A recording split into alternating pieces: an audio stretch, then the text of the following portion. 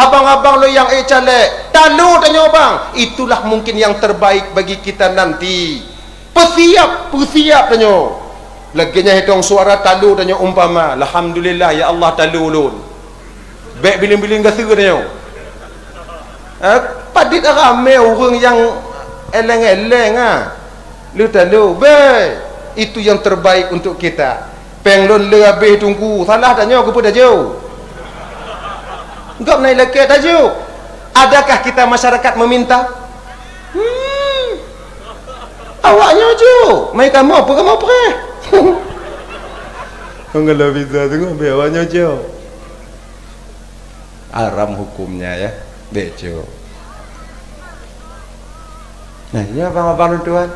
Apapun yang kita usahakan, apapun yang kita kerjakan, bila hasilnya nanti tak memuaskan batin kita, itulah yang terbaik untuk kita. Ino katanya perlewo baktak takdir.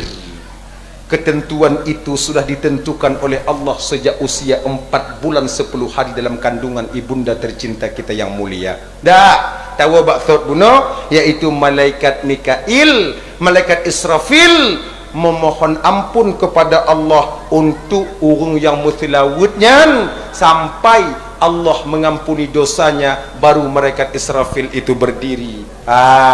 Yang keempat malaikat Israel. Gutanya oleh Nabi nya malaikat Israel, nalun tuan ya Muhammad ya Rasulullah, apa nanti yang engkau berikan kepada umatku ketika umatku mau bersalawat kepadaku 10 kali dalam sehari semalam?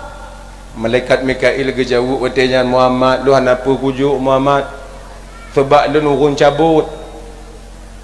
Nangku paki panjit muno Muhammad, umat engkau Muhammad yang berselawat kepadamu Muhammad, akan kucabut rohnya nanti Muhammad bagaikan orang yang mencabut rambut di dalam tepung.